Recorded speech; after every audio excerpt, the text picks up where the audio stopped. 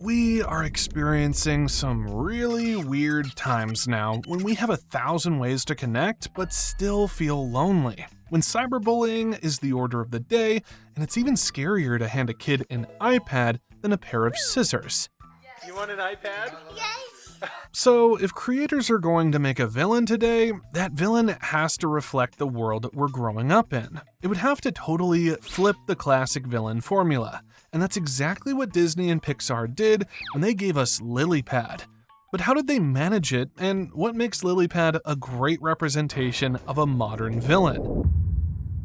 Now, one of the first lessons about writing a modern villain is something we see in a peculiar and very worrying scene in Toy Story 5. So, the movie's basically about how Bonnie is growing older, and the toys can sense that something around them has changed. It's like Andy from Toy Story 3, except this time Bonnie isn't Andy's age, and the problem isn't college, but making friends. Bonnie wants to make real friends with kids her own age, but the issue is that these kids have moved into a world of group chats and digital games. So Bonnie suddenly looks like the strange one because she still plays with toys. This is basically the premise of the movie. However, as far as the villain is concerned, her first lesson in modern villain writing starts with one of the earliest scenes in the movie. So, in this scene, the camera scans through a street. Well, actually, Jessie is the one looking across the street from a roof, and she discovers that almost every light in people's homes is coming from screens. Usually when people are awake at night, the lights are on because they are talking, laughing, arguing, or just moving around the house. And when the lights are off, it mostly means everyone has gone to sleep, right? But as Jessie and the audience could see, these homes are dark, yet the people inside are still wide awake, with their faces lit by screens. Jessie is visibly devastated until her attention moves to Bonnie's house. She sees that Bonnie is still playing with toys. She's dancing, imagining, and creating a little world with her hands. Bonnie is still Bonnie, and playtime still exists. But the movie uses that comfort against us because, in the same house, Bonnie's parents are looking at an ad for Lilypad. The promise is sweet and simple. Play games, make friends. To them, this looks like a good thing. They remember that earlier, their daughter was sad because she couldn't make friends with the neighborhood kids. And those kids already have Lilypads. So Bonnie's parents are thinking like loving parents. They're trying to give their child a bridge into the world other kids already live in. That is how you introduce a modern villain. You place the villain at the center of a real and recent problem, then make their arrival reasonable. Lilypad enters because Bonnie has a need. She wants friendship, her parents want to help, and the device promises both. The villain now has power because the story has made room for her. She has a reason to exist beyond causing trouble. She represents an answer the modern world already gives children every day. If you're lonely, tap here. If you're bored, swipe here. If you want friends, join here. If you want to belong, download this or that. Basically, Lilypad works because she reflects the times just like villains of the past did. Way back in 1994, Scar represented the kind of political instability and power grabs people were seeing in those days, especially in places where governments were collapsing or being taken over by violent leaders. His actions, such as killing Mufasa, blaming Simba, and then taking control, mirror real-world coups and betrayals that were happening at the time. Whereas a villain like Frollo reflects the rise of moral panic and institutional abuse of power. His actions of targeting Esmeralda and the Romani people, using the law to justify arrests, burning homes, and hunting down a minority group also mirror real-world ethnic persecution and discrimination that continued in Europe, especially against Romani communities. Lilypad belongs to a different age, so her threat has a different shape. She reflects on screen time, digital loneliness, social pressure, and the new way children can be judged by other children, even while sitting at home. Her danger comes from how normal she seems. She represents a world where toys become old, older phones become useless, and attention becomes the prize every device is fighting for. So the real lesson is this. Begin your villain with the time period. Look at what people are anxious about right now. Examine what families argue about, what children are addicted to, and what adults pretend they can control. Then give that fear a face, a voice, and a promise. But the interesting part is that while we are reflecting the times, we still want to keep some of the old stuff when writing a modern villain. So Bonnie's Lilypad finally arrives like a gift from heaven. She tears through the packaging in the living room and sees this green frog-shaped tablet staring back at her. It's flat, bright, beautiful, and ready to become her new favorite thing. Bonnie thanks her mom and dad again and again, and before anyone can even breathe, Lilypad wakes up with those digital frog eyes and welcomes Bonnie. With her attention completely arrested by her new device, Jessie and the other toys watch with worry. This is where the second lesson begins. A modern villain can reflect the times, but they still need some of the old stuff that made classic villains work. That old stuff is belief, purpose, and a clear way of seeing the world.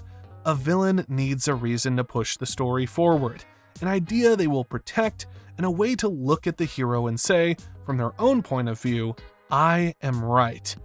That is why the old Toy Story villains worked so well. Stinky Pete in Toy Story 2 has a clear belief that toys are safer behind glass than in the hands of a child. He has never been played with, so he sees a museum as his only chance to matter. Lotso in Toy Story 3 has a different belief, but it's just as clear. After Daisy replaces him, he decides that children throw toys away. Love has an expiration date, and Sunnyside Daycare can only survive if he controls every toy under him. That is the old stuff Lilypad needs, and Toy Story 5 gives it to her. She believes Bonnie needs to grow up, fit in, and connect in the modern world. To Lily, toys are slow, screens are current, physical play belongs to yesterday, while online connection gives Bonnie access to the friends she wants right now.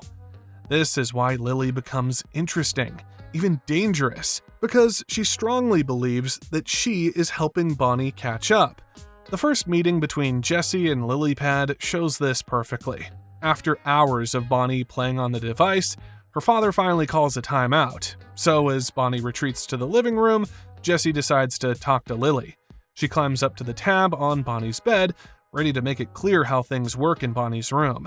Jessie proudly points to the B on her boot for Bonnie, the names of Andy and Emily on her gear, and brags about her 3 lifetimes of experience. But Lily shuts her down by doing a quick internet search. Then she mocks Jessie, stating that a yodeling cowgirl doll from the 1950s is just old. Lily believes that the modern world requires modern tools, and she views herself as a necessary bridge for Bonnie's survival in a tech-driven society. And to show off just how much of an upgrade she was over the toys, she sends a friend request through her network called Pond. She then quickly connects Bonnie with some kids named Chelsea, Cara, and Heidi from Bonnie's dance class in just 15 seconds. She explains to the baffled toys that her main purpose is to build connections and help Bonnie socialize through fun learning games. But we will see the true strength of her conviction much later in the story, when Bonnie returns from a disastrous sleepover with her new friends. Bonnie is heartbroken because the other girls left her behind during a game of hide and seek. Woody, who had rejoined the toys in Bonnie's house, walks up to Lily and demands answers. But Lily turns the blame entirely onto the toys. She snaps at Woody, stating that the old toys are responsible for Bonnie falling behind because the other girls have been using devices for over a year, while Bonnie is just starting. She fiercely believes that Bonnie is struggling to connect because she lacks digital skills, so she frantically plays the games herself while Bonnie is out of the room, trying to make up for lost time. At this point, Jessie and Bullseye are missing because they had gone to the sleepover with Bonnie and Lily but didn't return. Due to some unforeseen circumstances, an old lady and her husband had returned Jessie and Bullseye to the address in her chaps. That address was where Jessie's first owner, Emily, lived many years ago. But Emily is no longer there. The new kid occupying Emily's room was a kid named Blaze, a kid who, by the way, was very similar to Bonnie in terms of personality and interests. However, no one knows about all this yet. What they know was that Jessie is missing and Bonnie had come home sad from the sleepover, so the toys see it necessary to ask Lily about their whereabouts. But she dismisses them completely,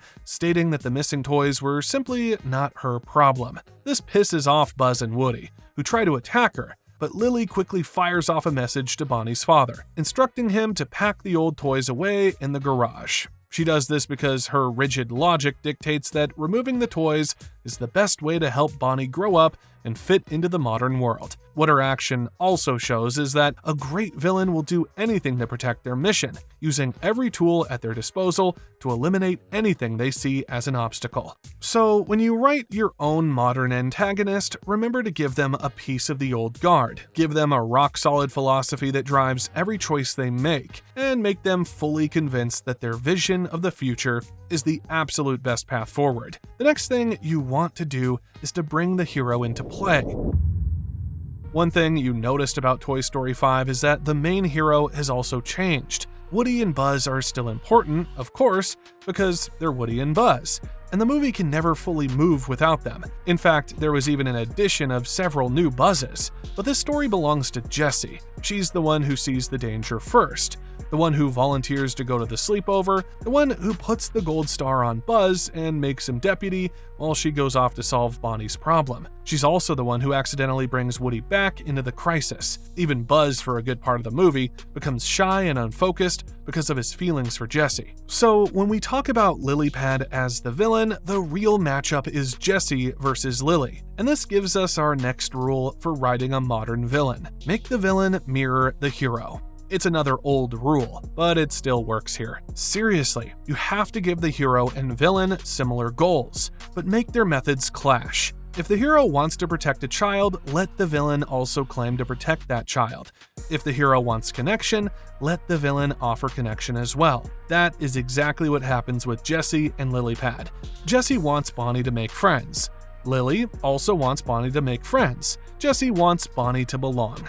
Lily also wants Bonnie to belong. So the story wisely avoids making Lily a random enemy, but a rival solution instead. Basically, Jessie and Lily are two answers to the same question. How does Bonnie find a friend? Jessie's answer is play and presence. She believes friendship needs presence. A real friend has to be there with Bonnie, looking at her, reacting to her, sharing the same little world.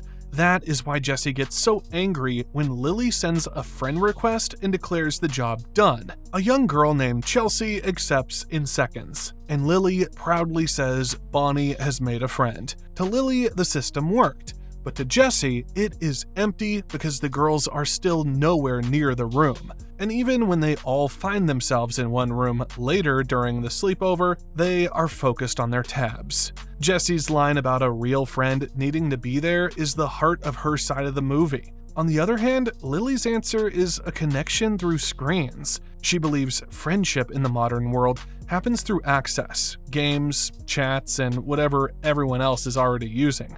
She knows the parents bought her to make connections, and she acts like that purpose gives her authority. When Lily says Chelsea, Kara, and Heidi are all here through the group chat, she reveals her whole view of life. Presence can be digital, friendship can begin with a request, and belonging can be measured by who responds, accepts, and includes Bonnie in the chat. The argument as Bonnie prepares for the sleepover takes things even further. So Jessie sneaks into Bonnie's overnight bag because she wants to see whether any real friends exist among those girls. Lily catches her and says that bringing toys to a sleepover is a bad look. Jessie fires back that she is thinking about what is best for Bonnie. Lily answers with the same idea. Both of them claim to be acting in Bonnie's best interests. That is the mirror. The hero and villain speak from the same place, but take different approaches. One other thing to note here is that the villain also exposes the hero's flaw. Lily exposes Jessie's fear of becoming useless. During the scene when Jessie first contacts Woody about the new situation with Bonnie, she connects Bonnie's attachment to Lilypad with losing Emily. First, there was play, then the world changed. Then Jessie ended up in a donation box. Lily touches that old scar without even trying, but Jessie also exposes Lily's flaw. Lily understands access, speed, and status, but she misses the emotional part of friendship. She can put Bonnie in the same group chat as Chelsea, Kara, and Heidi, but she cannot make them actually bond with each other. That is why their mirror works. Jessie understands the heart and struggles with the modern world. Lily understands the modern world but struggles with the heart. But the best part is that the movie even begins to blur the line between toys and devices. When Jessie later meets Smarty Pants in Blaze's home, she sees another old device that has also been left behind. At first, she judges him because Smarty carries the same Eggman Electronics logo as Lily, so she treats him like part of the enemy. But Smarty is also abandoned, low on batteries, used as a chair by other toys, and is desperate to be useful again. That moment teaches Jessie something important. Devices can also be discarded, lose their purpose, and be treated as old. That detail matters because it prepares us for Lilypad's ending. Like every other villain from the past, even Lilypad needs an ending, right? Well, yes, and it isn't an ending that many expected. It all begins when Woody discovers how to get Lilypad to talk. For most of the movie, Lily has power because she's always charged, always connected, and ready to send a message, start a game, or pull Bonnie deeper into the pond. So Woody sees the one weakness hiding in plain sight. Lilypad depends on electricity. Once Bonnie leaves her alone on the counter to charge, Woody and Buzz move in, unplug her, and use her dying battery as leverage. The toys cannot hack a whole system like experts, so they turn the fight into something physical. Pull the charger, lower the screen time, and mute her speaker so she can't sound an alarm. But of course, even this wasn't easy. You see, once Buzz and Woody were able to get control of Lily, a message soon popped up from an account named Horse Girl.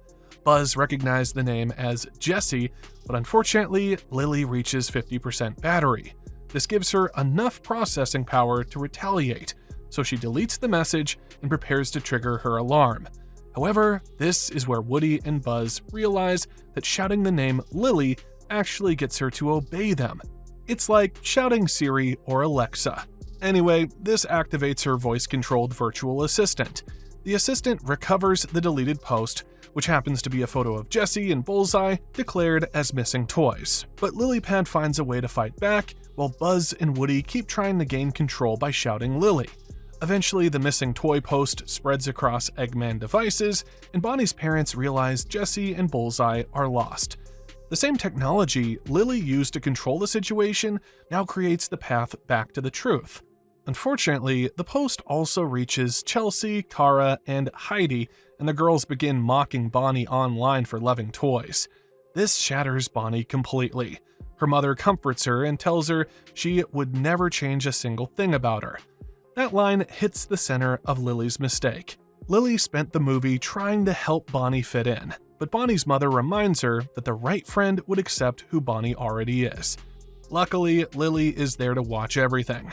She sees for the first time the ugly side of the world she has pushed Bonnie into. The pond can connect Bonnie to other kids, but it can also carry cruelty straight into her hands. So Lilypad decides to take herself away. When Bonnie isn't looking, Lily drops into a donation box because she believes Bonnie's life will improve without her. That action turns her from a villain into a simple antagonist capable of shame and remorse. The movie has already shown that Lily is possessive, rude, and controlling, but it has also shown that she wants Bonnie to find friends. So once she realizes that her methods have hurt Bonnie, she takes herself out of the picture. The story could have ended with Lily here, but it gives her a better final use. Jessie reaches Lily through Blaze's tech toys and tells her she can still fix things.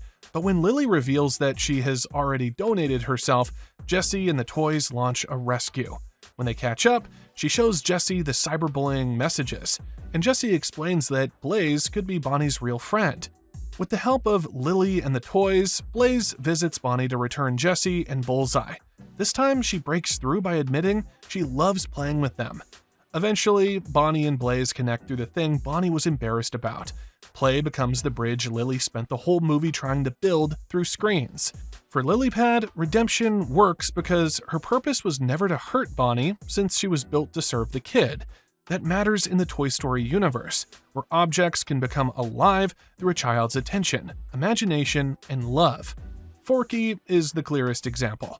Bonnie makes him from trash, gives him a name and meaning, and he becomes part of the world of toys. Lilypad enters that same kind of world, even though she is a device. She has a voice, a personality, and a relationship with Bonnie. So the story has room to treat her as someone who can grow, learn, and carry guilt.